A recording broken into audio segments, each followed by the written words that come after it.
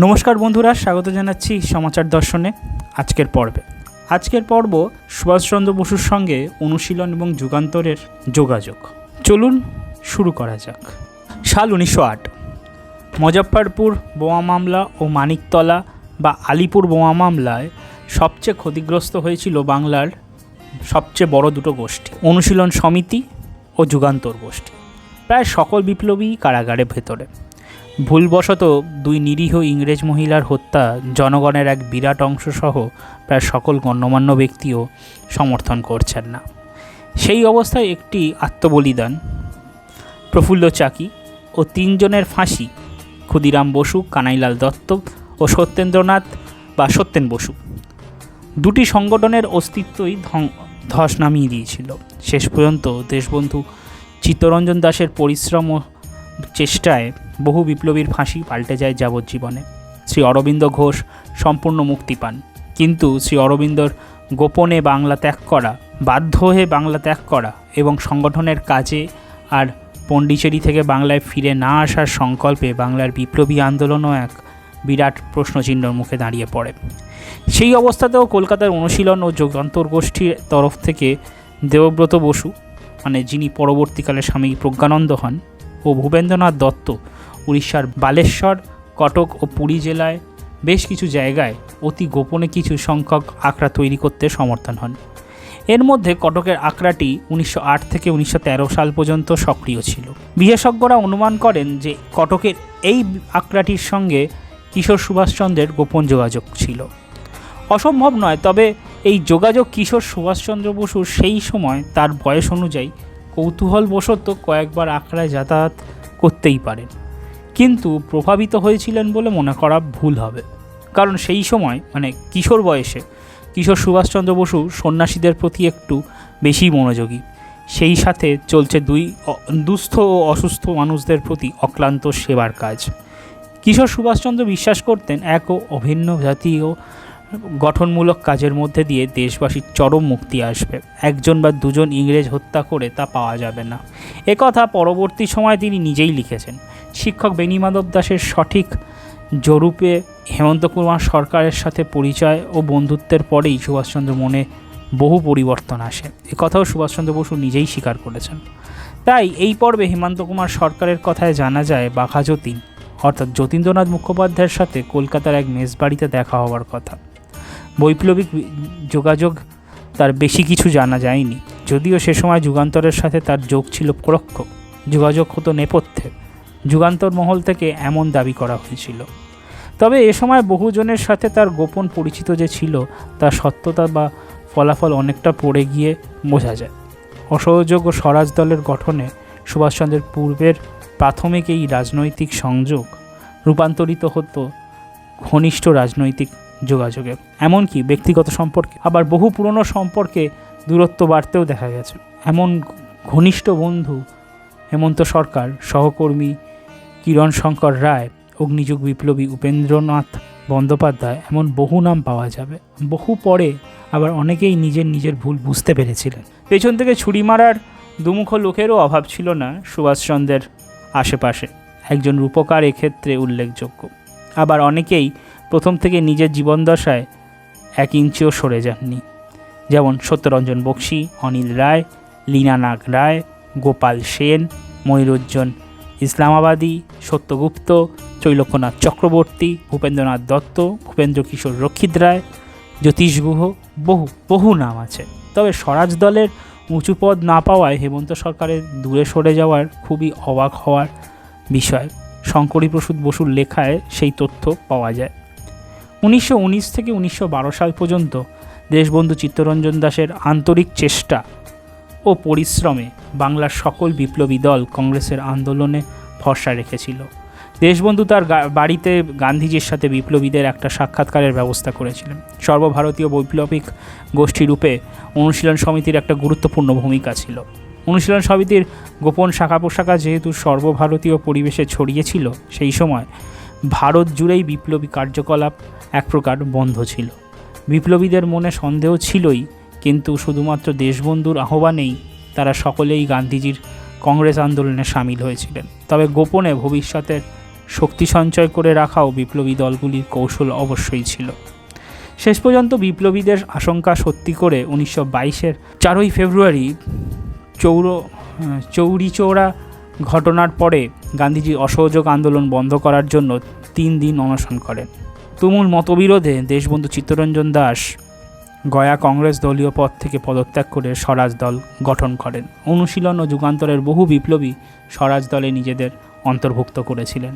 ইতিহাস ঘাটলে দেখা যাবে বিপ্লবী দলগুলির সাথে সদ্য গঠিত স্বরাজ দলের মধ্যস্থায় সুভাষচন্দ্র বসুর অতি গুরুত্বপূর্ণ ভূমিকা ছিল, যা পূর্ব পরিচিত ছাড়া কখনোই সম্ভব ছিল না। সরাসরি বিপ্লবী সংস্পর্শ ছাড়াও বহু মানুষ, বহু সাহিত্যিক, বহু কবি দেশবন্ধুর দলে যোগ দিয়েছিলেন, যাদের মধ্যে শরৎচন্দ্র চট্টোপাধ্যায় ও কাজী নজরুল ইসলাম অন্যতম। 1921 সালে রাজনীতিতে সক্রিয়ভাবে যোগদান করে প্রথম কার ফাঁসি নেতা সুভাষচন্দ্র বসু প্রত্যক্ষ করেছিলেন? উত্তর হবে গোপীনাথ সাহা, যিনি ছিলেন যুগান্তর গোষ্ঠীর সক্রিয় সদস্য। গোপীনাথ সাহার গুলির চালান, বিচার ও ফাঁসির বাংলার বৈপ্লবিক আন্দোলনের এক গুরুত্বপূর্ণ বাঁক বলে মনে করা হয়, কারণ এই ঘটনা বেশ কিছু বছর বাদে বাংলার গোপন বিপ্লবী আখড়াগুলিকে আবার চনমনে সচল করে তোলে। 1924 সালের 12 জানুয়ারি টেগার্টকে মারতে গিয়ে দেখার ভুলে আর্নেস্ট ডে নামে অন্য একজনকে গুলি করে বসেন গোপীনাথ সাহা। এক সময় 1 মাসের মধ্যে এই হত্যা মামলা শেষ করে 1 মার্চ গোপীনাথ সাহার ফাঁসির দেওয়ার ব্যবস্থা পাকা করে ব্রিটিশ সরকার। এই ফাঁসি তরুণ সুভাষের সবুজ মন কিছুতেই মেনে নিতে পারেন। তখনও সুভাষচন্দ্র বসু কলকাতা কর্পোরেশনের প্রধান কর্মকর্তা রূপে নিজের কাজ শুরু করেননি। সত্যরঞ্জন বক্সী বলছেন, গোপীনাথের ফাঁসির সময় সুভাষচন্দ্র জেলের বাইরে দাঁড়িয়েছিলেন। তার 2 চোখে জল দেখেছিলেন সত্যরঞ্জন বক্সী, সাথে দেখেছিলেন স্থির দৃষ্টি, চোয়াল চাপা কঠিন এক মুখ। কিন্তু এই যে গোপীনাথ সাহার শেষ সময় সুভাষচন্দ্র বসুর সেই স্থানে উপস্থিত থাকা, এই ঘটনায় এক বিরাট রটনায় পরিণত হলো যে গোপীনাথ সাহার এই সন্ত্রাসী কাজ সম্বন্ধে সুভাষচন্দ্র আগে থেকে জানতেন। এই কাজকে সুভাষচন্দ্র বসু সমর্থন করেন। অতএব সুভাষচন্দ্র নিজে একজন সন্ত্রাসবাদী। সেই সাথে সুভাষচন্দ্র যুগান্তর যোগাযোগ ও সম্পর্ক নিয়ে সুভাষচন্দ্রের এক বন্ধু গোপাললাল সান্যাল আগোপিছু না ভেবে নিজের অনুমান প্রকাশ করতে থাকেন। ফলে খুব দ্রুত এই রটনা গুজবে পরিণত হয়। এই অবস্থায় 24 এপ্রিল 1924 সালে দেশবন্ধুর ইচ্ছায় 3 বছরের চুক্তিতে সুভাষচন্দ্র বসু কলকাতা কর্পোরেশনে যোগ দেন। সেই বছরই মে মাসে হওয়া সিরাজগঞ্জ প্রাদেশিক সম্মেলনে সুভাষচন্দ্র বসুর প্রত্যক্ষ ইচ্ছায় গোপীনাথ সাহার সমর্থনে শোক প্রস্তাব গৃহীত হয়ে শহীদের মর্যাদা দেওয়া হয়। এই খবর পেয়ে গান্ধীজি খুবই অসন্তুষ্ট হলেন, আর ইংরেজ সরকারের কপালে দুশ্চিন্তা ভাঁজ দেখা দিল। এদিকে কর্পোরেশনের প্রধান কর্মকর্তা যুবক সুভাষচন্দ্র কখনো ইংরেজ অফিসারদের অপেক্ষায় বসিয়ে রাখছেন ঘন্টার পর ঘন্টা, আবার কখনো ধমকে শাট আপ বলে দিচ্ছেন। আরও অনেক কিছু যা ইংরেজরা হজম করতে পারছে না একেবারেই। সব মিলিয়ে সুভাষ বিরুদ্ধে ধোঁয়া ক্রমশ বাড়তেই থাকলো। বহু বছর গাছাটা মনোভাব থাকা অনুশীলন ও যুগান্তর গোষ্ঠীর ছেলেরা আবার গোপনে, তার চেয়ে একটি ছেলে, স্টেটসম্যান ও ইংলিশম্যান খবরের কাগজ দুটি খুব কায়দা করে জনপ্রিয় থেকে অতি জনপ্রিয়র দিকে এগিয়ে যাওয়ার 27 বছরের তরুণ সুভাষচন্দ্রকেই বিপ্লবী ষড়যন্ত্রের মাথা বলে লাগাতার লেখালেখি শুরু করে দেয়। সিরাজগঞ্জ প্রসঙ্গে সুভাষচন্দ্র বসুর নিজের কথায়, হিমরুলের চাকে খোঁচা দিলাম। এই খোঁচা দেওয়ার 2টি ঘটনা ঘটল। 1, পরবর্তী আহমেদাবাদ কংগ্রেসে গান্ধীজি শহীদ গোপীনাথ সাহার বিরুদ্ধে নিন্দা প্রস্তাব পাশ করলেন, তাও মাত্র 8টি ভোট বেশি পেয়ে। এতে গান্ধীজির ক্রোধ ও ক্ষোভের সীমা ছিল না। 2, 1924 সালের 25 অক্টোবর সকালে কোনো নির্দিষ্ট অভিযোগ বা প্রমাণ ছাড়াই ব্রিটিশ সরকার বিপজ্জনক সুভাষচন্দ্র বসুকে গ্রেফতার করে। লেখক ও সাংবাদিক সরোজ কুমার রায়চৌধুরী বলছেন, বিপদকে নিজেই ডেকে আনতেন সুভাষবাবু। এই কাজেই তিনি আরাম পেতেন বেশি। শান্ত জীবনযাপন থাকতে তিনি বেশি দিন পছন্দই করতেন না। সুভাষচন্দ্র বসুর গ্রেফতার প্রসঙ্গে এখানে একটি বক্তব্য না বললেই নয়, তা হলো দেশবন্ধু চিত্তরঞ্জন দাসের এই ঐতিহাসিক বক্তব্য, স্বাধীনতার দাবি যদি অপরাধ হয়, আমি স্বীকার করছি আমি অপরাধী। এই পাপের জন্য আমি ফাঁসিতে ঝুলতে রাজি আছি। এইটুকু বলতে পারি, সুভাষচন্দ্র বসু আমার চেয়ে বড় বিপ্লবী নন। আমাকে ওরা গ্রেফতার করছে না কেন? আমি তা জানতে চাই। দেশকে ভালোবাসা যদি অপরাধ হয়, আমিও অপরাধী। সুভাষচন্দ্র বসু যদি অপরাধী হন, আমিও অপরাধী। কলকাতা কর্পোরেশনের চিফ এক্সিকিউটিভ অফিসার যদি অপরাধী হন, তার মেয়রও সমদোষে দোষী। সে সময় পুত্র সম সুভাষকে আড়াল করার এই রকম মন প্রাণ বাজি রেখে সর্বাংশে চেষ্টা আর কারুর মধ্যে দেখা যায়নি। শুধু একা সুভাষ নন, বিনা বিচারে স্বরাজ দলের সদস্যদের গ্রেফতারে ক্ষোভ দুঃখ জ্বালা বয়ে নিয়ে চলা মানুষটি ইংরেজ সরকারের সাথে সমঝোতাতেও রাজি ছিলেন। 2রা মে 1925 সালে ফরিদপুর প্রাদেশিক সম্মেলনে সরকারের কাছে দাবির পরিমাণ খুবই নামিয়ে আনেন দেশবন্ধু। একসময় সদ্য তৈরি হওয়া অনুশীলন সমিতির সহসভাপতি ছিলেন। সেই দেশবন্ধু যখন বুঝলেন বহু চেষ্টাতেও আর প্রিয় সুভাষসহ অন্যদের কারাগারের কবল থেকে ছিনিয়ে আনতে পারবেন না, তখন প্রকাশ্যে সভায় ক্ষুরোদার বুদ্ধির প্রতিষ্ঠিত ব্যারিস্টার ঝরঝর করে কাঁদতে কাঁদতে বলেছিলেন, মা গো, বাংলার ঘরে ঘরে আগুন জ্বেলে দে, সব ছারখার হয়ে যাক। অনুশীলন সমিতির থেকেই যুগান্তরের সৃষ্টি। একসময় দলের বিরোধিতার ধরন নিয়ে মতভেদ আলাদা দল তৈরি হয়েছিল, মূলত বারীন্দ্র কুমার ঘোষের নেতৃত্বে। এতে পুরোপুরি মদত ছিল অনুশীলনের কোষাধ্যক্ষ অরবিন্দ ঘোষের। পরবর্তীকালে এই দুই বিপ্লবী গোষ্ঠীর মধ্যে মুখ দেখাদেখি বন্ধ ছিল তা কিন্তু একেবারেই নয়, তবু একটা চাপা প্রতিযোগিতা ছিলই, যাকে বলে ঠান্ডা লড়াই। 1925 সালে দেশবন্ধুর অকাল প্রয়াণের পর যোগ্য নেতৃত্বের অভাবে স্বরাজ দল ভেঙে চুরমার। ধীরে ধীরে মতবিরোধ পাল্টে যাচ্ছে তুমুল গোষ্ঠী দ্বন্দ্বে, হাতাহাতি, একে অপরের সভা পণ্ড করে দেওয়া, কখনো সদস্যদের নিজ নিজ স্বার্থে শিবিরের পরিবর্তন করা, অন্য দলের সভ্যকে প্রকাশ্যে অপদস্থ করা, এমনকি অস্ত্র নিয়ে একে অপরের উপর আঘাত করার মতো ঘটনা ঘটছে মৃত্যুও। বাংলায় একদিকে যখন গঠনমূলক ব্রিটিশরা বিরোধিতা ইচ্ছে ইংরেজদের উপর আক্রমণ হচ্ছে, বিপ্লবীরা অসম্ভব কষ্ট সহ্য করে কখনো পলাতক জীবনযাপন করছে, কখনো কারাগারের ভেতরে অকথ্য অত্যাচার সহ্য করতে না পেরে পাগল হয়ে যাচ্ছেন, নিজের পিস্তলের গুলিতে নিজেরা জীবন শেষ করে দিচ্ছেন, দেশের জন্য ফাঁসির দড়িতে হাসতে হাসতে নিজের জীবন উৎসর্গ করছেন। ত্রৈলোক্যনাথ চক্রবর্তী তখন লিখছেন, জেলে তাকে সবসময় সবচেয়ে কঠিন কাজগুলোই করতে দেওয়া হতো। খাওয়ার অযোগ্য খাবার প্রতিদিন খেতে হতো, সন্ধ্যার পর অন্ধকার খোপে থাকতে হতো, সেই খোপেই প্রস্রাব করতে হতো, সেজন্য মাত্র একটি পাত্রই দেওয়া হতো, অর্থাৎ একটা জায়গা, ছোট জায়গা, যাতে জল খাওয়া হতো, আবার তাতেই প্রস্রাব করাও হতো। এমন অবর্ণনীয় শারীরিক কষ্টেই অনেক বন্দির মৃত্যু হতো। সে সময় গড়ে প্রতি মাসে 3 জন কয়েদি আত্মহত্যা করতেন। বিপরীতে খুব দৃষ্টিকটুভাবে নিজেদের মধ্যে চরম ভেদাভেদ, চরম বিরোধও ঘটেছে। এই সত্যি না মেনে উপায় নেই, দুই বিপরীত ঘটনা পাশাপাশি হাঁটছে। সুভাষচন্দ্র বসু রাজনীতির বাইরে গিয়ে ব্যক্তিগতভাবে আপ্রাণ চেষ্টা করেও বিপ্লবীদের এই গোষ্ঠী বিরোধ সম্পূর্ণ মেটাতে পারেনি, তাকেও কম বেশি ফল ভুগতে হয়েছে। ব্রিটিশ বিরোধিতা ও গোপন পরিকল্পনার কৌশল সফলতার জন্য সুভাষচন্দ্রকে এক পক্ষের সমর্থন নিয়ে চলতে হয়েছে।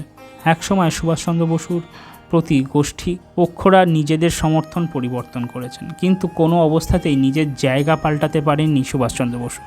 ইংরেজ সরকার তো বটেই, সাথে কখনো কংগ্রেস দলের ভেতরে থেকে, কখনো বিপ্লবী গোষ্ঠীর থেকে, কখনো নিজের বন্ধুদের থেকে শত বাধা শত আঘাত পেয়েও নিজের অবস্থান বদলাতে পারলেন না। সত্যিই সুভাষ তুমি কার? রাজনীতিতে যোগদানের আগে সুভাষচন্দ্রের সাথে যুগান্তরের বিপ্লবীদের কারুর পূর্বে পরিচয় ছিল, যদিও তা ছিল কেবল হঠাৎ ঘটে যাওয়া ঘটনা, পরিকল্পনা করে তৈরি নয়।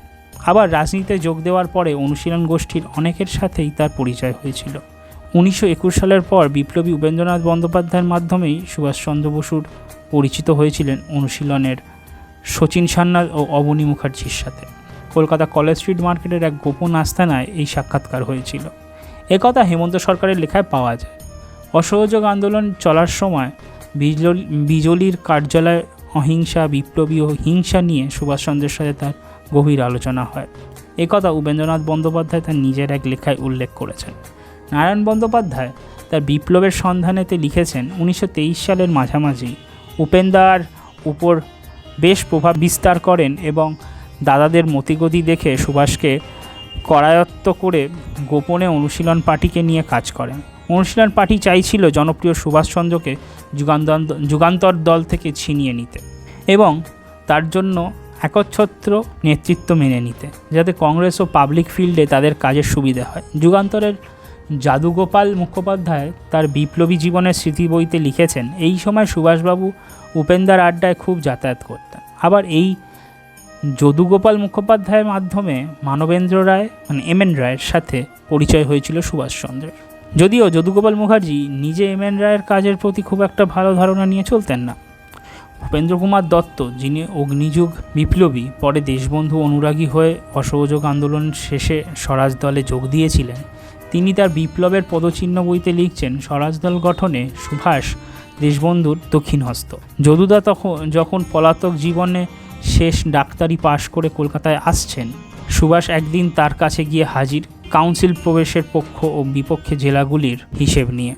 যদুদাকে তিনি দেখালেন ময়মনসিংহ থেকে মধুবাবু, বরিশাল থেকে মনোরঞ্জনবাবু ও হুগলি থেকে ভূপতিবাবু যদি মত দেন তাহলেই কাউন্সিল প্রবেশের পক্ষরা জয়লাভ করবেন। অর্থাৎ সুভাষচন্দ্র বসু দলের জন্য পরিকল্পনা করতেন, বিপ্লবীদের প্রভাব ও শক্তির ধারণা রাখতেন, বহু বিপ্লবীর সাথেই যোগাযোগ রক্ষা করে চলতেন, তাদের গুরুত্ব দিতেন, তাদের মতামত নিতেন। অথচ সুভাষচন্দ্র বসু নির্দিষ্ট কোনো বিপ্লবী দলের সাথে কখনো নিজেকে সম্পূর্ণ যুক্ত করেননি। 1921 থেকে 24 খুব অল্প সময়ের মধ্যে সুভাষচন্দ্র বসুর জনপ্রিয়তা ও ব্যক্তিগত প্রভাব এমন উচ্চতায় পৌঁছেছিল যে উভয় গোষ্ঠীর বহু বিপ্লবী তার নেওয়া উদ্যোগ ফেরাতে পারতেন। বিরোধ বন্ধ করতে প্রধানত সুভাষচন্দ্র বসুর আগ্রহে ও উদ্যোগে মেদিনীপুর জেলের ভেতরে অনুশীলন সমিতির নরেন্দ্রনাথ সেন, ত্রৈলোক্যনাথ চক্রবর্তী, রবি সেন, প্রতুল গাঙ্গুলি সহ আরও কিছুজন এবং যুগান্তর দলের যাদুগোপাল মুখোপাধ্যায়, সুরেন ঘোষ, মনোরঞ্জন গুপ্ত, ভূপতি মজুমদার, ভূপেন্দ্র কুমার দত্ত প্রমুখ মিলিতভাবে কাজ করার একটা সিদ্ধান্ত নিয়েছিলেন। ঘটনাটি 1924 সালের মাঝামাঝি সময়। উল্লেখযোগ্য এই যে তখনও সুভাষচন্দ্র বসু গ্রেফতার হননি বা তিনি মেদিনীপুর জেলে নেই। গোপন গোয়েন্দা রিপোর্টের পরে বিপ্লবী দলের সাথে গোপন যোগাযোগ অভিযোগেই 1924-25 অক্টোবর ভোরবেলা সুভাষচন্দ্র বসু সহ একযোগে বাংলার প্রায় সমস্ত জায়গা থেকেই ব্যাপক হারে বহু যুবক ও ব্যক্তিদের গ্রেফতার করা হয়েছিল, যাদের প্রায় সকলেই ছিলেন স্বরাজ দলের কর্মী। তাদের অনেকেই আবার হয় অনুশীলন, না হলে যুগান্তরের ভেতরের লোক। ফলে সুদূর মান্দালয় জেলের ভেতরেও সুভাষচন্দ্রের অনুশীলন ও যুগান্তর সঙ্গ থেকেই গেছে। সুভাষচন্দ্র বসু কখনও কোনো নির্দিষ্ট বিপ্লবী দলকে সমর্থন করেননি। সবসময় নিরপেক্ষতা বজায় রেখেই কারোর কাছেই আলাদা করে সমর্থন চাইতেন না। কিন্তু পরিবেশ ও পরিস্থিতি এমন তৈরি হতো যে বিপ্লবী দলগুলোর এক অংশ যেহেতু তাকে সমর্থন করতেন, অন্য অংশ সেই হতো তার বিরোধিতা করে অন্য কোনো নেতাকে সমর্থন করছে। এই সমর্থন করা অথবা না করা দুটি বিপ্লবী দলের নিজেদের আভ্যন্তরীণ ও স্বার্থগত মতবিরোধ পাল্টে যেত। 1927 সালের পরে বাংলায় প্রধান দুই বিপ্লবী গোষ্ঠী বাংলা কংগ্রেস দলের প্রশাসনিক কাজে নিজেদের দখলে সমান্তরাল দুটি শিবিরে ভাগ হয়ে যায়। একদিকে সুভাষচন্দ্র বসু, অন্যদিকে যতীন্দ্রমোহন সেনগুপ্ত। অনুশীলন গোষ্ঠী সমর্থন জানায় যতীন্দ্রমোহন সেনগুপ্ত, আর যুগান্তর সমর্থন জানায় সুভাষচন্দ্র বসুর দিকে। দুটি বিপ্লবী গোষ্ঠীর এই সমর্থন ছিল পুরোপুরি অলিখিত এক গোপন এজেন্ডা। আর আরও উল্লেখযোগ্য যে বয়স, সময় ও পরিস্থিতি অনুযায়ী দুটি বিপ্লবী গোষ্ঠীর কোনো বিপ্লবী ভিন্ন মত পোষণ করতেন। অর্থাৎ কোনো বিষয় অনুশীলনের কেউ কেউ সুভাষচন্দ্রকে সমর্থন করলেন, তেমন যুগান্তরের কেউ কেউ যতীন্দ্রমোহনকে সমর্থন করতে পারেন। অর্থাৎ প্রতিটি বিপ্লবী দলই সুভাষচন্দ্রের জনপ্রিয়তাকে নিজেদের প্রয়োজনে ব্যবহার করেছেন। এছাড়াও গান্ধীবাদী বা খাদিপন্থী হিসেবে আরও একটি গোষ্ঠী ছিল, যাদের মূল কাজই ছিল সুভাষ বিরোধিতা। গান্ধীজির সচিব কৃষ্ণদাস এই সংক্রান্ত একটি চিঠি দিয়েছিলেন গান্ধীজিকে। সুভাষ থাকেন যুগান্তরের সঙ্গে আর যতীন্দ্রমোহন থাকেন ঢাকা অনুশীলনের সাথে। এই চিঠিটি পুলিশের হাতে আসে। যাদুগোপাল মুখোপাধ্যায়ের বিপ্লবী জীবনের স্মৃতি বইতে এই তথ্য পাওয়া যায়। কলকাতার ধনীমানীদের একটি দল ছিল যারা টাকার জোরে ক্ষমতা কিনত। এনারা বহু বিপ্লবীকেই অর্থ দিত নিজেদের দিক থেকে সমর্থন রাখার জন্য।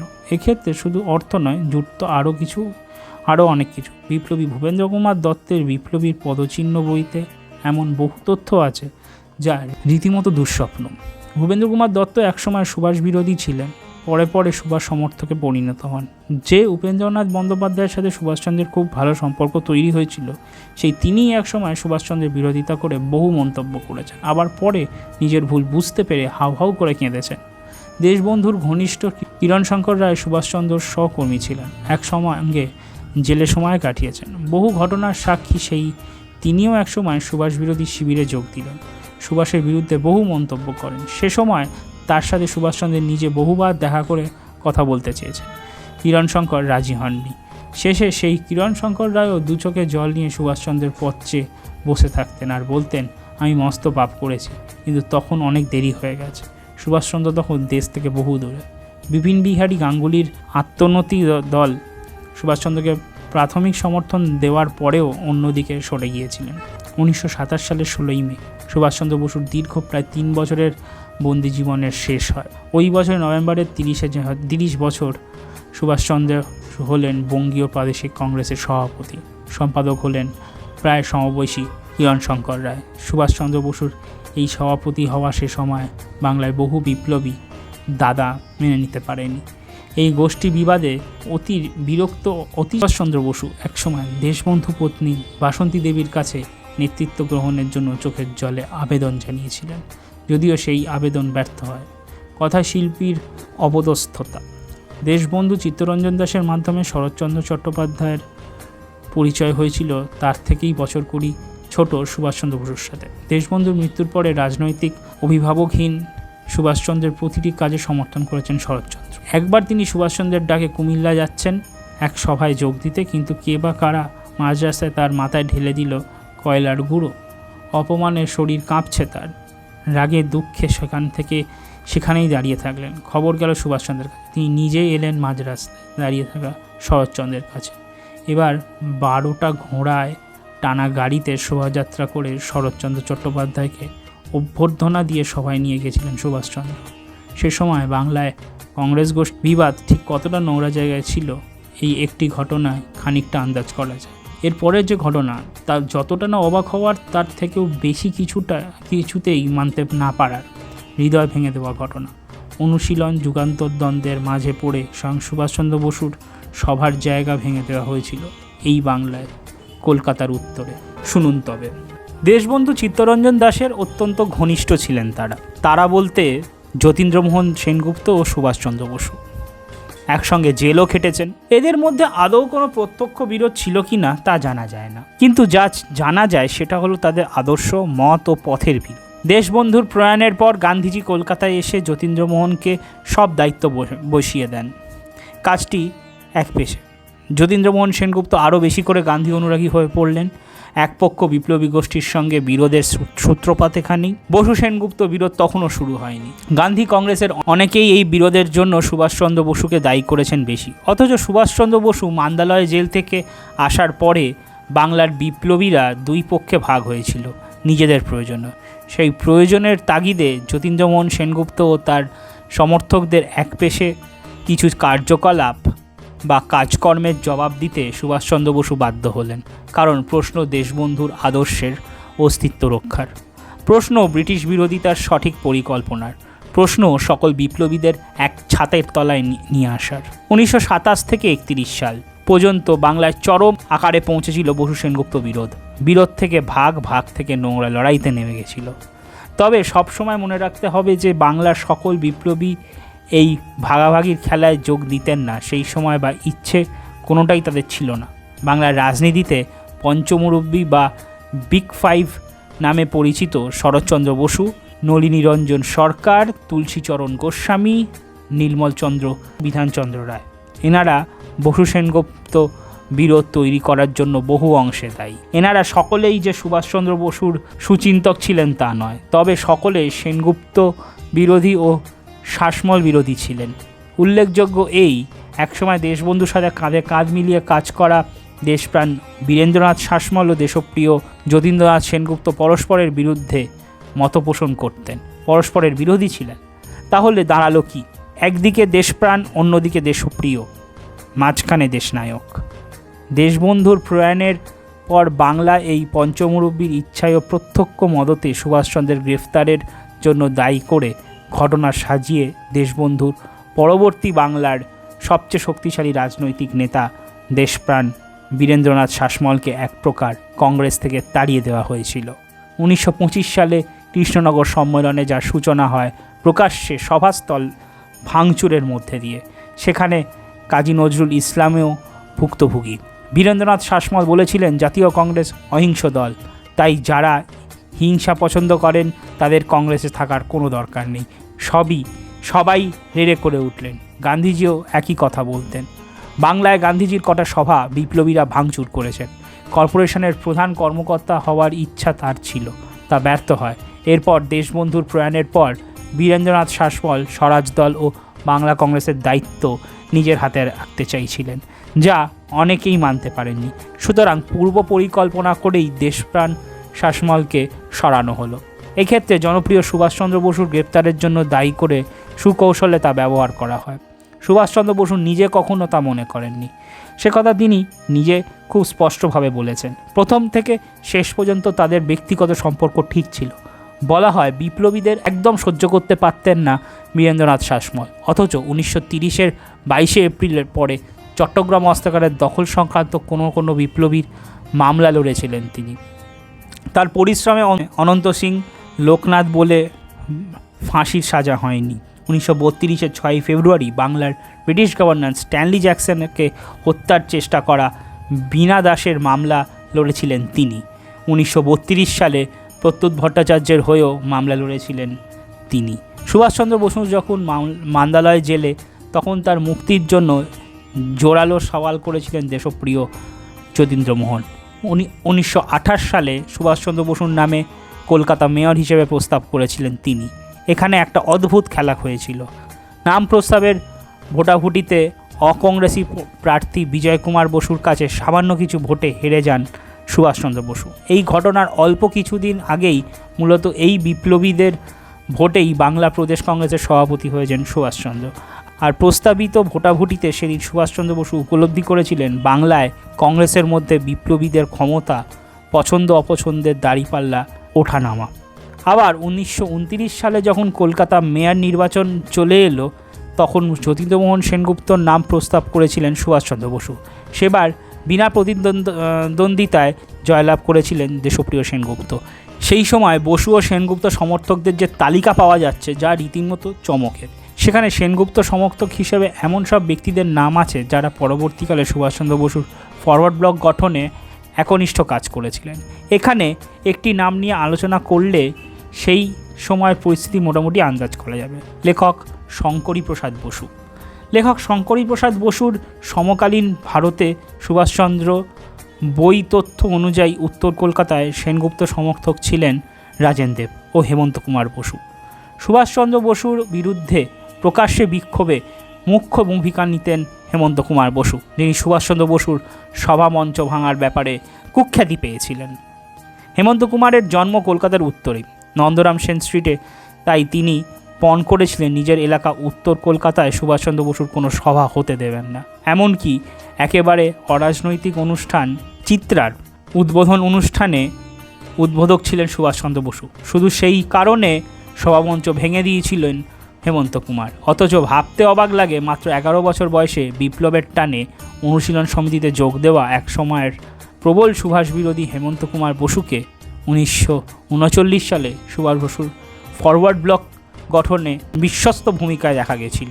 আবার বারবার অনুশীলন সমিতির একনিষ্ঠ বিপ্লবী কর্মী ত্রৈলোক্যনাথ চক্রবর্তী এবং প্রতুল গাঙ্গুলি সবসময় সুভাষচন্দ্র বসুর প্রতি অবিচল আস্থা রেখে গেছেন। প্রকৃতপক্ষে বাংলার প্রাদেশিক রাজনীতিতে যুগান্তরের বিপ্লবীরা 1922 থেকে 1927, আবার 1931 থেকে 1937 সাল পর্যন্ত ক্ষমতাশালী নির্ণায়ক শক্তি হিসেবে সুভাষচন্দ্র বসুকে সমর্থন করে গিয়েছেন। তবে মধ্য 30 থেকেই যুগান্তরের বহু বিপ্লবী সুভাষ বিরোধী শিবিরের সাথে যুক্ত হতে থাকেন। অবশেষে 1938 সালে যুগান্তর গোষ্ঠী সরাসরি কংগ্রেসে মিশে যায়। আবার এই সময় থেকে অনুশীলনপন্থীরা সুভাষচন্দ্র বসুর মত ও কাজের প্রতি যে সমর্থন দেয় তা আজাদ হিন্দ পর্ব পর্যন্ত বজায় থাকে। রাজনীতিতে সঙ্গী কেউ চিরকালের নয়, বর্তমান সময় আমরা তা দেখতে অভ্যস্ত। কিন্তু ব্রিটিশ বিরোধের সেই সময় এমন গোষ্ঠীদ্বন্দ্ব সত্যি অকল্পনীয়। এরপর যদি দেখা যায় নিজেদের এই ভেতরের দ্বন্দ্বে নিজেরাই কারোর মৃত্যু ঘটছে, তবে তা মেনে নেওয়া এক প্রকার খুব কষ্টের। অথচ ঘটেছিল ঠিক তাই। স্থান চট্টগ্রাম। ঘটনায় জড়িয়ে পড়েছিলেন সুভাষচন্দ্র বসুকে সমর্থন দেওয়ায় মাস্টারদা সূর্য সেন। চলুন সেই পর্ব শুনি এবার। 1928 সালের ডিসেম্বরে হওয়া কলকাতা কংগ্রেস 43তম বহুদিক থেকে অতি গুরুত্বপূর্ণ ছিল। সম্মেলনের আগে পরে ঘটা ঘটনাগুলি। এক, সম্মেলনের আগে ব্রিটিশ জেলা থেকে প্রায় সকল বিপ্লবী মুক্তি লাভ করেছিল। 2, সম্মেলন উপলক্ষে বিভিন্ন ভাগ হয়ে থাকা সবকটি বিপ্লবী গোষ্ঠী এক হয়েছিল। সম্মেলন কমিটির সদস্যের নাম যতীন্দ্রমোহন সেনগুপ্তের অনুমোদন লেখা হয়েছিল। 3, স্বাগতম অনুষ্ঠানে সামরিক পোশাকে ঘোড়ায় চড়া সুভাষচন্দ্র বসুকে দেখে ও সামরিক পোশাকে বেঙ্গল ভলেন্টিয়ার্স পুরুষ মহিলাদের সারিবদ্ধভাবে শোভাযাত্রায় হেঁটে চলা দেখে বাংলা তথা সারা ভারতবর্ষ চমকে উঠেছিল। ভারতের জাতীয় ইতিহাসের তুলনা বিরল। প্রথমে মহিলা স্বেচ্ছাসেবক বাহিনী গঠিত হয়েছিল আর তার ক্যাপ্টেন ছিলেন লতিকা বসু। 4, সম্মেলনে প্রাথমিক ঐক্য ধরে রাখার জন্য গান্ধীজির ব্রিটিশ অধীনে থাকা শাসনের পক্ষে মত স্বাক্ষর দিয়েও সুভাষচন্দ্র বসু সম্পূর্ণ স্বরাজ বা পূর্ণ স্বাধীনতার পক্ষে প্রস্তাব পাশ করেন 31শে ডিসেম্বর 1928 সালে। 5, সুভাষচন্দ্র বসুর প্রস্তাব ভোটাভুটিতে হেরে যায়। এই ঘটনার পরে সমগ্র বঙ্গ তথা ভারতবর্ষের সমস্ত বিপ্লব দলগুলি কংগ্রেসের আন্দোলন ও রাজনীতিতে আস্থা হারিয়ে গান্ধীজির কংগ্রেস থেকে নিজেদের দূরত্ব তৈরি করে। 6, কলকাতা সম্মেলন শেষের পর থেকে বাংলায় আবার গোষ্ঠী বিবাদ মাথাচাড়া দেয়। সম্মেলনের বিভিন্ন খরচের হিসেব তুলে ধরে সুভাষচন্দ্র বসুর প্রতি লিখিত ও মৌখিক আক্রমণ শুরু হয়। 7, গান্ধীজি ও সুভাষচন্দ্র বসুর মধ্যকার নীতি, আদর্শ ও কর্মপদ্ধতির দ্বন্দ্ব শুরু হয়। ভারতের রাজনীতিতে শুরু হয় সুভাষ বর্জন। 8, 1928 সালে বাংলা প্রদেশ কংগ্রেস সভাপতি নির্বাচনে যতীন্দ্রমোহন সেনগুপ্ত ও সুভাষচন্দ্র বসু পরস্পরের বিরুদ্ধে প্রার্থী হন। 16 নভেম্বর 1929 তুমুল উত্তেজনা ও বিবাদের পরে নির্বাচনে সুভাষচন্দ্র বসু 6টি বেশি ভোট পেয়ে জয়ী হন। পক্ষে 124, বিপক্ষে 118টি ভোট। 1928 ও 1929 দুটি আলাদা আলাদা ক্ষেত্রে মাস্টারদা সূর্য সেন সুভাষচন্দ্র বসুকে সমর্থন করেছিলেন, যা আমাদের আলোচনার বিষয়। দেশপ্রিয় যতীন্দ্রমোহন সেনগুপ্তের জন্মস্থান চট্টগ্রাম। স্বাভাবিকতই চট্টগ্রামের সামাজিক, রাজনৈতিক ও বিপ্লবী দলের উপর তার প্রভাব ছিল সর্বোচ্চ। আইনজীবী যতীন্দ্রমোহন সেনগুপ্তের চেষ্টাতেই একসময় 1923 ডিসেম্বরে ঘটা ব্রিটিশ সরকারি টাকা লুটের মামলা থেকে সূর্য সেন, অনন্ত সিংহ, অম্বিকা চক্রবর্তী মুক্ত হয়েছিলেন।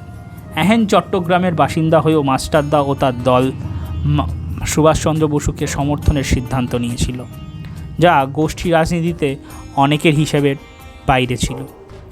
আসলে মাস্টারদা যখন 1918 সালে চট্টগ্রামে প্রথম গোপন বিপ্লবী দল তৈরি করেছিলেন, সেই প্রথম দিন থেকেই যুগান্তর বা অনুশীলন কারুর পক্ষে না গিয়ে অথচ সকলের সাথে যোগাযোগ রেখে নিজেদের স্বাধীনভাবে সিদ্ধান্ত নেওয়া ও কাজ করার মনস্থির করেছিলেন। এই কারণে মাস্টারদা ও তার দল কোনো দলাদলিতে থাকতেন না। শুধু ব্যতিক্রম হয়েছিল 1928 ও 1929 সালে সুভাষচন্দ্র বসুকে সমর্থন করে। অবশ্য একে ব্যতিক্রম বলা ঠিক হবে না, কারণ কাউকে না কাউকে ভোট দিতে হতো। আর মাস্টারদা এই সুভাষ সমর্থন উৎস দেশবন্ধু চিত্তরঞ্জন দাস, যার প্রভাবে মাস্টারদা অসহযোগ আন্দোলনে সামিল হয়েছিলেন, স্বরাজ দলকেও সমর্থন করেছিলেন।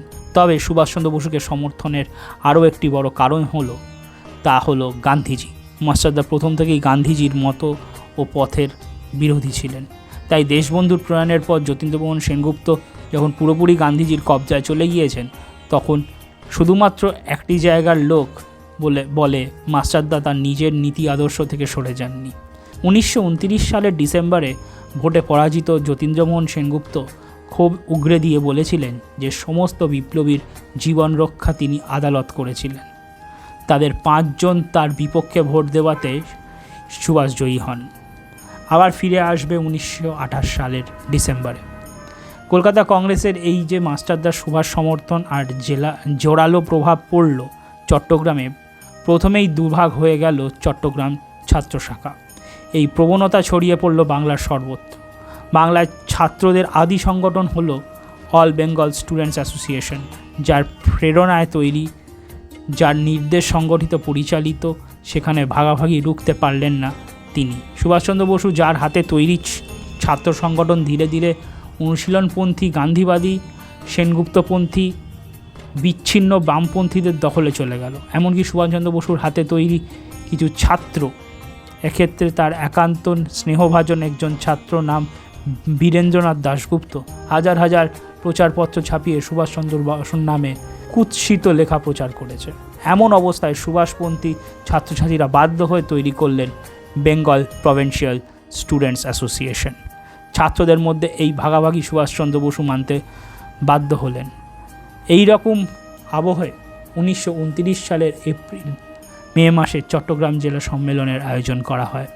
গোষ্ঠীদ্বন্দ্বের স্বাভাবিক নিয়মে এই সম্মেলনকে ঘিরে উত্তেজনার পারদ ক্রমশ চড়তে থাকে যখন সম্মেলনের সভাপতি পদে সুভাষচন্দ্র বসুর নাম ঘোষণা করা হয়।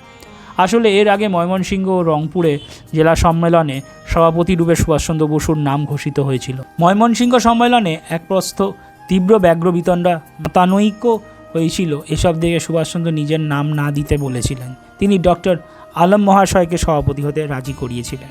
রংপুর সম্মেলনে অবশ্য তেমন কিছু হয়নি, যেখানে মাস্টারদাদের সাথে সুভাষচন্দ্র বসুর গোপন বৈঠক হয়েছিল। এখন চট্টগ্রামে আবার মতবিরোধ দেখা দিল। আসলে জেলার যে কোনো সম্মেলন সভার সভাপতির নাম ঠিক করেন জেলা কমিটি। জেলার নেতৃত্বে সেনগুপ্ত সমর্থকদের প্রভাব বেশি।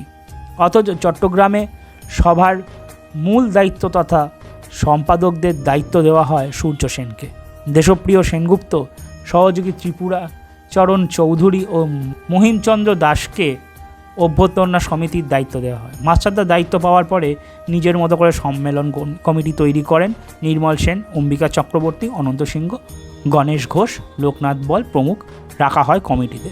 সম্মেলন শুরুর আগে মাস্টারদা পরিকল্পনায় সামরিক পোশাকে ছাত্ররা সুভাষচন্দ্র বসুকে প্যারেড করে স্বাগতম জানান, যা দেখে অত্যন্ত খুশি হয়েছিলেন সুভাষচন্দ্র বসু। সেই সভায় চট্টগ্রাম জেলা কংগ্রেস সভাপতি হিসেবে সূর্যকুমার সেনের নাম ঘোষণা করেন সুভাষচন্দ্র বসু। জেলা ছাত্র সভাপতি হন লোকনাথ বল।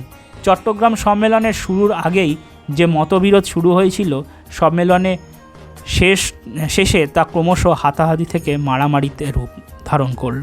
আর এই পুরো কর্মকাণ্ডটি হলো ছাত্রদের নিজেদের মধ্যে। ছাত্র যুবদের এই মারামারিতে একটি জঘন্য বেদনাদায়ক ঘটনা ঘটল। কোনো ছাত্রের লুকিয়ে আনা ছুরির আঘাতে এক 14 বছরের ছাত্রের মারাত্মকভাবে জখম হলেন, নাম সুখেন্দু দত্ত। অবস্থার অবনতি হওয়ায় মাস্টারদা জখম ছাত্রটিকে কলকাতায় চিকিৎসার জন্য নিয়ে এসেছিলেন। সুভাষচন্দ্র বসু নিজে উদ্যোগী হয়ে সব ব্যবস্থা করেছিলেন, তবু শেষ পর্যন্ত ছেলেটাকে বাঁচানো যায়নি। মর্মান্তিক এই মৃত্যুর ঘটনাকে সে সময় লঘু করে দেখানোর বহু চেষ্টা হয়েছিল। অনুশীলন ও যুগান্তরের মধ্যেকার ঝামেলা বলে কংগ্রেস গা বাঁচিয়ে চলে। ছাত্র যুবদের নোংরা দলাদলির রাজনীতিতে এইভাবে ঠেলে দেওয়ার জন্য তীব্র সমালোচনা করেছিলেন সুভাষচন্দ্র। কিছু সময় হয়তো এই গোষ্ঠীদ্বন্দ্ব থেমেছিল, কিন্তু একেবারে শেষ হয়নি। কিছু মাস পরে কলকাতায় সেই সুভাষচন্দ্র বসুর সভাতে কিছু ছাত্রদের পাঠানো হয়েছিল সভা ভণ্ডুল করতে। মেদিনীপুরের যুব সম্মেলনীতে সুভাষচন্দ্র বসু খুব দুঃখের সাথে সে কথা উল্লেখ করেছেন। এতে এত মতভেদ, এত দ্বন্দ্বের মধ্যেও সুভাষচন্দ্র বসু গোপনে বহু বিপ্লবীদের সঙ্গে বহু আলোচনা চালিয়ে গেছেন, যার মধ্যে মাস্টারদার সাথে রংপুর একটি। চট্টগ্রাম অস্ত্রাগারের দখল নেওয়ার প্রথম পরিকল্পনা সেদিনই হয়েছিল। চট্টগ্রাম পরিকল্পনা। দেশের স্বাধীনতা আন্দোলন চলাকালে বিপ্লবীদের নিজেদের বিপুল দ্বন্দ্বের মধ্যেও সুভাষচন্দ্র বসু সময়, পরিস্থিতি ও সুযোগ অনুযায়ী অনুশীলন সমিতি বা যুগান্তর দলের বিপ্লবীদের তার বৈপ্লবিক চিন্তাভাবনার অংশীদার করে নিতেন। সুভাষচন্দ্র বসু নিজে একজন বিপ্লবী, তবে সব সময় মনে রাখতে হবে সুভাষচন্দ্র কিন্তু সন্ত্রাসবাদী নন। সুভাষচন্দ্র বসু ব্রিটিশদের উপর একটি বা দুটি হত্যা বা সাময়িক আক্রমণকে সর্বোচ্চ পদ্ধতি বলে কখনোই মনে করতেন না। তবে ব্রিটিশ সরকারের প্রতি বিপ্লবীদের এই বিক্ষিপ্ত আঘাতকে সুভাষচন্দ্র অসমর্থন করছেন তাও না, কারণ এর দ্বারা ব্রিটিশ সরকারকে একদিকে ব্যস্ত রাখা যেত। এই কারণেই 1929 সালের 30শে মার্চ হওয়া রংপুরে প্রাদেশিক সম্মেলনের সভাপতি সুভাষচন্দ্র বসু গোপনে মাস্টারদা সূর্য সেন সহ অনন্ত সিংহ, লোকনাথ বল, গণেশ ঘোষ প্রমুখের সাথে গোপনে আলোচনায় যোগ দিয়েছিলেন এবং সেখানেই চট্টগ্রাম ব্রিটিশ শাস্ত্রাগারের দখলের একটা পরিকল্পনা তৈরি হয়ে গিয়েছিল। 1937 সালের 2রা অক্টোবর গান্ধীজির জন্মদিনের দিন সুভাষচন্দ্র বসু ঘোষণা করলেন, বাংলায় আর গুপ্ত বিপ্লবের পথে চলা যুক্তিযত হবে না। চমকে যাওয়ার মতো উক্তি বটে। মনের দিক থেকে সুভাষচন্দ্র বসু একজন অশান্ত বিপ্লবী।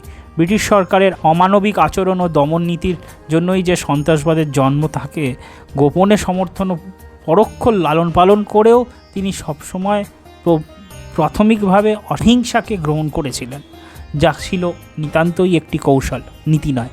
এই কৌশল সে সময় অনুশীলন সমিতির বিপ্লবীরাও নিয়েছিলেন। তখন অনুশীলন সমিতির মাথায় রয়েছেন ত্রৈলোক্যনাথ চক্রবর্তী, প্রতুল গাঙ্গুলি প্রমুখ বিপ্লবী, যাদের সাথে সুভাষচন্দ্র বসুর শুধু খুব ভালো সম্পর্ক ছিল তাই নয়, সুভাষচন্দ্র বসুকে তাদের নেতার আসনে বসিয়ে পরবর্তী পরিকল্পনা সাজিয়ে তুলছেন। এমন এক পরিবেশে 1938 সালের জানুয়ারিতে সুভাষচন্দ্র বসু কংগ্রেস সভাপতি নির্বাচিত হন। এই সময় থেকেই সুভাষচন্দ্র বসুর সাথে যুগান্তর দলের মতপার্থক্য দেখা দেয়। 1938 সালের 9 সেপ্টেম্বর একটি গুরুত্বপূর্ণ ঘোষণা করে সেই সময়ের যুগান্তর দল থেকে প্রায় সকল কর্মী জাতীয় কংগ্রেসের সাথে মিশে যায়। অর্থ, যুগান্তর দল বলে আলাদা আর কিছু অবশিষ্ট থাকলো না। কংগ্রেসের সাথে মিশে গিয়ে যুগান্তরের কর্মীরা শুরু করলো সুভাষ বিরোধিতা। অন্যদিকে অনুশীলন দলের কর্মীরা সুভাষচন্দ্র বসুকে সমর্থন দিতে শুরু করলো। তবে এর আগেও সুভাষচন্দ্র বসুর নির্দেশে অনুশীলন দলের বহু বিপ্লবী প্রতাপরক্ষিত, শ্রীপতি, নন্দী, শ্যামাপদ বিশ্বাস প্রমুখ আইন অমান্য করেও আন্দোলনে সামিল হয়েছিলেন, কারাবরণও করেছিলেন। এখানে উল্লেখযোগ্য এই যুগান্তরের সুভাষ বিরোধিতার মধ্যেও বহু প্রাক্তন যুগান্তর কর্মী গোপনে সুভাষচন্দ্রকে পরামর্শ ও সমর্থন দিয়েছেন। তবে এত কিছুর পরেও দেখতে পাওয়া গেছে যে বিপ্লবীরা সুভাষচন্দ্র বসুকে 1939 সালে সভাপতি নির্বাচনে সমর্থনে দিয়ে জয়ী করেছিলেন। তারাই ত্রিপুরী কংগ্রেসে সুভাষচন্দ্রকে এক প্রকার পিছন থেকে আঘাত করেছেন। তবে এও ঠিক যে সে সময় বহু প্রকৃত মানুষ সমর্থক বিপ্লবী ব্রিটিশ কারাগারে ছিলেন। তবু যারা সে সময় ত্রিপুরী অধিবেশনে উপস্থিত ছিলেন, তারা সুভাষচন্দ্র বসুর প্রস্তাবে সমর্থন না দিয়ে গান্ধীজির কাছে এক প্রকার আত্মসমর্পণ করেছিলেন। ত্রিপুরীতে এই একটি ঘটনা যদি না ঘটত, যদি সুভাষচন্দ্র বসুকে সংখ্যাগরিষ্ঠ বিপ্লবী দল ও গোষ্ঠী সমর্থন করতেন, তাহলে নিশ্চিত যে ভারতবর্ষের ভবিষ্যৎ ইতিহাস সম্পূর্ণ অন্যভাবে লেখা হতো। সুভাষচন্দ্র বসুকে বোধহয় ভারতের জন্য ভারতের বাইরে যেতে হতো না। ত্রিপুরীর গুরুত্ব এখানেই। সুভাষচন্দ্র বোস অনুশীলন, সুভাষচন্দ্র ও সশস্ত্র বিপ্লবের পরিকল্পনা এবং নেতাজির এখান থেকেই শুরু হয়। সুভাষচন্দ্র বসুর দ্বিতীয়বার কংগ্রেস সভাপতি পদ প্রার্থী হওয়ার আগে বিভিন্ন রাজনৈতিক দলের বিপ্লবীরা সুভাষচন্দ্রের বাড়িতে গুরুত্বপূর্ণ এক আলোচনার জন্য মিলিত হয়েছিলেন। উদ্দেশ্য দেশের বর্তমান ও ভবিষ্যৎ পরিস্থিতি নিয়ে মতামতের আদান প্রদান। এই সভাতেই স্থির হয় যে সুভাষচন্দ্রকে আবার দ্বিতীয়বার কংগ্রেসের সভাপতি পদে বসতে হবে, প্রয়োজনে ভোটে জিতেও বসতে হবে। কারণ বিপ্লবীদের মনে হয়েছিল দক্ষিণপন্থী কংগ্রেসই নেতৃত্ব ক্ষমতার লোভে গোপনে ব্রিটিশ সরকারের সাথে সলা পরামর্শ করে দেশকে বিকিয়ে দিতে পারে। কংগ্রেস সভাপতি পদে নির্বাচন হয়ে যখন অসম্ভবাবী, তখন অনুশীলন দলের বিপ্লবীরা সুভাষচন্দ্র বসুর পক্ষে রীতিমতো প্রচার চালিয়েছেন। সুভাষচন্দ্রের পক্ষে প্রচারে নেতৃত্ব দিয়েছিলেন আশরাফ উদ্দিন আহমেদ চৌধুরী এবং ত্রৈলোক্য মহারাজ। সারা ভারতে আবার নতুন করে একটি সশস্ত্র অভ্যুত্থানের জন্য বেঙ্গল ভলেন্টিয়ার্স অনুশীলন দলের কর্মীরা সচেষ্ট হয়েছিলেন এবং একটি শক্তিশালী যোগাযোগ ব্যবস্থা তৈরি করার জন্য সুভাষচন্দ্র বসুর সঙ্গে মহারাজ ত্রৈলোক্য চক্রবর্তী সমগ্র উত্তর ভারত পরিক্রমা করিয়েছিলেন। এই পরিকল্পনা মাঝপথে থেমে যায় সুভাষচন্দ্র বসুর গ্রেফতারে। এই সময় খুব গুরুত্বপূর্ণ কিছু ঘটনা পরপর সাজালে দেখা যাবে। এই 10 মার্চ 1939 ত্রিপুরী কংগ্রেস আপোষহীন সাম্রাজ্যবাদ বিরোধী সংগ্রামের ডাক দিলেন অসুস্থ সুভাষচন্দ্র। 23 এপ্রিল 1939 জলপাইগুড়ির রাজনৈতিক সম্মেলন। ব্রিটিশ সরকারকে 6 মাসের মধ্যে ভারত ত্যাগের চরম পত্র দিলেন সুভাষচন্দ্র। 29 এপ্রিল 1939 কংগ্রেস সভাপতি পদ থেকে পদত্যাগ করলেন সুভাষচন্দ্র। 3রা মে 1939 ফরওয়ার্ড ব্লক প্রতিষ্ঠা করলেন সুভাষচন্দ্র। 1939 9 জুলাই আপোষ বিরোধী দিবস পালন। 11ই আগস্ট 1939 শৃঙ্খলা ভঙ্গের অজুহাতে জাতীয় কংগ্রেস থেকে বহিষ্কার। 1 সেপ্টেম্বর 1939 দ্বিতীয় বিশ্বযুদ্ধের শুরু। 20 মার্চ 1940 আপোষ বিরোধী সম্মেলন রামগড়, আজকের Bihar. 22 June 1940 forward block Nagpur অধিবেশন অস্থায়ী জাতীয় সরকার গঠনের পরিকল্পনা। 1940 2রা ও 3রা জুলাই মনুমেন্ট সরকারক স্তম্ভ অপসারণ। হিন্দু মুসলিম ঐক্যবদ্ধ গণ আন্দোলন সুভাষচন্দ্রের। 1940 17ই জুলাই আন্দোলনের চাপে ব্রিটিশ সরকারের স্তম্ভ অপসারণ। 1940-এর 30শে আগস্ট কলকাতার মোহাম্মদ আলী পার্ক থেকে বৈপ্লবিক বক্তৃতা দেওয়ার অজুহাতে গ্রেফতার সুভাষচন্দ্র বসু। 11তম গ্রেফতার ছিল এই গ্রেফতারটি। সুভাষচন্দ্র বসুর এই পুরো কর্মকাণ্ডে অভূতপূর্ব সহায়তা করেছিলেন অনুশীলনের বিপ্লবী কর্মীরা। এখানে আরও দুটি উল্লেখযোগ্য ঘটনা হলো, 1939 থেকে 1940 মহাবিপ্লবী রাসবিহারী বসু চিঠি পাঠিয়ে সুভাষচন্দ্র বসুর সাথে যোগাযোগ করলেন। এ ব্যাপারে অনুশীলনের স্বামী সত্যানন্দ সাহায্য করেছিলেন। 1940 সালেই অনুশীলন সমিতির সিংহভাগ সদস্য একটি বামপন্থী রাজনৈতিক দল তৈরি করেন, বিপ্লবী সমাজতন্ত্রী দল। প্রতিষ্ঠা সদস্য অমূল্যচন্দ্র অধিকারী, টি.জে. চন্দ্রচূড়ন, যোগেশচন্দ্র চট্টোপাধ্যায়, ত্রিদীপ চৌধুরী, তারাপদ লাহিড়ী, কেশবপ্রসাদ শর্মা প্রমুখ। 1940-এর প্রথম দিকে সুভাষচন্দ্র বসুর গোপন নির্দেশে অনুশীলনের রবি সেন আলিপুরের শিখ সৈন্যদের সাথে যোগাযোগ করেছিলেন। উদ্দেশ্য শিখ সৈন্যদের সাহায্যে সারা ভারতে সেনা বিদ্রোহ তৈরি করা। এই জন্য গোপনে সুভাষচন্দ্রের সাথে কিছুজন শিখ সৈন্যের আলাপ পর্যন্ত করিয়ে দিয়েছিলেন রবি সেন। এমনকি সুভাষচন্দ্র বসুর পরিকল্পনায় এজন্য দিল্লির কেল্লা থেকে অস্ত্র সংগ্রহের চেষ্টা করেছিলেন অনুশীলন সমিতির সুনীল ভট্টাচার্য। কিন্তু ব্রিটিশ সরকারের কাছে এই তথ্য পৌঁছে যাওয়ার শেষ পর্যন্ত এই বিদ্রোহ আর হয়নি। 1940-এর জুলাইয়ের আগে সুভাষচন্দ্রের নির্দেশে রবি সেন কলকাতায় জাপানি কনসাল অফিসের সাথে গোপনে যোগাযোগ করেছিলেন। 1940-এর পরে আলিপুর জেলের মধ্যে সুভাষচন্দ্র বসু ও অনুশীলনের প্রতুল গাঙ্গুলি স্থির করেন যে বিপ্লবীদের অধিকাংশই জেলে থাকায় ভারতের ভেতর থেকে বিপ্লব করা আর সম্ভবপর নয়। তাই তারা পরপর ভারত ত্যাগ করবেন এবং প্রতুল গাঙ্গুলি রাশিয়ায় সুভাষচন্দ্রের সঙ্গে মিলিত হবেন। সুভাষচন্দ্রের বাইরে যাওয়ার প্রয়োজনীয়তা সম্পর্কে বীর সাভারকর ও রাসবিহারীর সঙ্গে যোগাযোগ করা হয়েছিল। সুভাষচন্দ্র বসুর নির্দেশেই অনুশীলনের ত্রিদীপ চৌধুরী উত্তর পশ্চিম সীমান্তে প্রদেশ ঘুরে আসেন, যাতে সুভাষচন্দ্রের দেশের বাইরে যাওয়ার সময় পার্বত্য উপজাতিদের সাহায্য পাওয়া যায়। ত্রৈলোক্যনাথ চক্রবর্তী নিজে আকবর শাহ এবং ভাই পরমানন্দের সঙ্গে যোগাযোগ করেন। গ্রেফতারের পরে কারাগারের ভেতর থেকেও অনুশীলন কর্মীদের বিপ্লব সংগঠনের জন্য প্রয়োজনীয় নির্দেশ দিতে থাকেন। ত্রৈলোক্যনাথ চক্রবর্তী নিজের বক্তব্য অনুযায়ী সুভাষবাবুর নেতৃত্বে অনুশীলন সমিতি স্বাধীনতা সংগ্রামের জন্য প্রস্তুত হইতেছেন। আজাদ হিন্দ সরকারের প্রতিষ্ঠার কিছুকাল পরে নেতাজি সুভাষচন্দ্র বসু ভারতের বিপ্লবী বন্ধু ও সহকর্মীদের সাথে যোগাযোগ স্থাপনের জন্য ডক্টর পবিত্র রায়, অমিত সিং, মহেন্দ্র সিং ও তুহিন মুখার্জিকে ভারতে পাঠান। সিক্রেট সার্ভিস ভারতে তাদের সাহায্য করেছিলেন হরিদাস মিত্র, যতীন্দ্রনাথ বসু, প্রফুল্ল কুমার দত্ত প্রমুখরা। পবিত্র রায় ছিলেন ঢাকা অনুশীলনের পুরনো সদস্য, রাসবিহারী বসুর ঘনিষ্ঠ এবং তিনি দীর্ঘ সময় মালয়ে ছিলেন। নেতাজির নির্দেশ মতো তিনি প্রতুল গাঙ্গুলির সাথে সাক্ষাৎকারের চেষ্টা করেন। এমনকি গ্রেফতারের পর মৃত্যুদণ্ডের সাজাও পেয়েছিলেন আলিপুর জেলে। প্রতুল গাঙ্গুলির সঙ্গে যোগাযোগ স্থাপন করেন এবং এই উদ্দেশ্যে সর্বপ্রথম গোপনে যে চিঠি লেখেন তার অনুলিপি ত্রৈলোক্যনাথ চক্রবর্তী তার জেল 30 বৎসর বইটিতে সংযোজিত করেছেন। একদিকে নেতাজির সিক্রেট সার্ভিসের সদস্যদের বিপদের সময় চট্টগ্রামের এক বামপন্থী বিপ্লবী সাহায্য ও আশ্রয় দিতে অস্বীকার করেছিলেন, তেমনি অন্যদিকে চট্টগ্রাম অনুশীলন সমিতির সুদীপ খাস্তগির ও সুধাংশু কাঞ্জিলাল স্বয়ং নেতাজির দেহরক্ষীর কাজ করেছিলেন। নেতাজি সুভাষচন্দ্র বসু দক্ষিণ পূর্ব এশিয়ায় আজাদ হিন্দ বাহিনী সহ প্রবেশ করলে অনুশীলন সমিতির যেসব কর্মী মালয়, ব্রহ্মদেশ প্রভৃতি জায়গায় আগে থেকেই ছিলেন, মনিরুজ্জামান, ইসলামাবাদী প্রমুখ, তারা সকলেই পূর্ব পরিকল্পনা অনুযায়ী নেতাজির নেতৃত্বে ভারতের স্বাধীনতা সংগ্রামে নিযুক্ত হয়েছিলেন। অনুশীলন বিপ্লবী যোগেশ চ্যাটার্জি বলেছেন যে আজাদ হিন্দ বাহিনী যে মুহূর্তে ভারতে প্রবেশ করবে সে মুহূর্তেই আমরা ভারতের ভিতরে বিপ্লব ঘটিয়ে দেব। পরবর্তীকালে সিক্রেট সার্ভিসের সকল ও অনুশীলনের বহু বিপ্লবী গ্রেফতার হয়। অমানসিক অত্যাচারেও তারা কোনো গোপন সংবাদ প্রকাশ করেনি।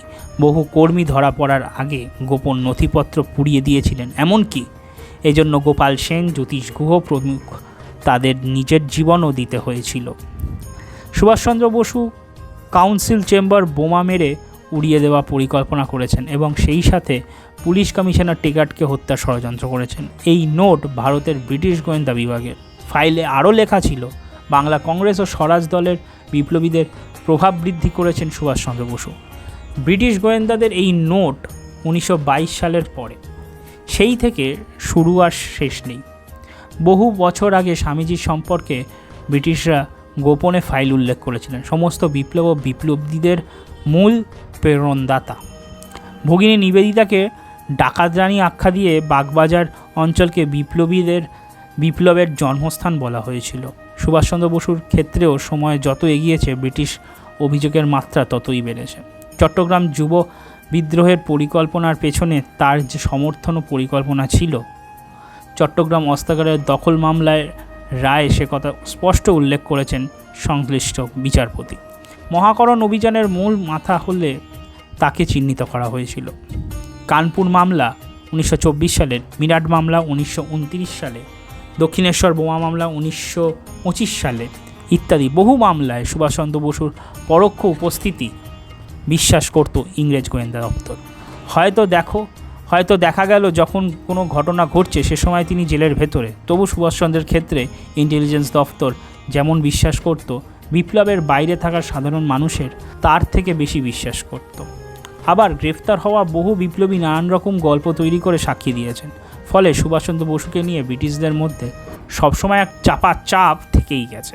তেমনই কংগ্রেসের মধ্যে সুভাষ ফোবিয়া, আর জনগণ ভাবাবেগে মনে করেছে উদ্ধারকারী, সব সমস্যার সমাধান করে দেবেন। সব মিলিয়ে যা সুভাষচন্দ্রের কাজের ক্ষতি করেছে বেশি। সুভাষচন্দ্র বসু নিজে বলেছেন যে হিংসাত্মক বা অহিংসাত্মক সকল প্রকার গুপ্ত বৈপ্লবিক আন্দোলনের সাথে তার সম্পর্ক ছিল। এই সন্দেহে বারবার সরকার তাকে কারাগার নিক্ষেপ করেছে। সুভাষচন্দ্র বসু নিজে নির্দিষ্ট কোনো একটি বিপ্লবী দলের সাথে যুক্ত না থেকেও ভারতবর্ষের প্রায় সকল বিপ্লবী দলের সাথে তার আন্তরিক যোগাযোগ ছিল, সম্পর্ক ছিল। বাংলায় চরম গোষ্ঠী দ্বন্দ্বের সময়ও সুভাষচন্দ্র বসু কোনো এক পক্ষে যোগদান করেননি, বরং সময় ও পরিস্থিতি অনুযায়ী দুটি দলের সাথে মানিয়ে কাজ করেছেন। তার রাজনৈতিক গুরু দেশবন্ধুর মতোই সুভাষচন্দ্র বিপ্লবীদের অর্থ সাহায্য করেছেন, গোপন আস্থানার ব্যবস্থা করেছেন, কখনো পরিকল্পনা তৈরি করে দিয়েছেন, কোথাও নির্যাতিত বিপ্লবী পরিবারদের সদস্যদের প্রাথমিক কাজের ব্যবস্থা করে দিয়েছেন।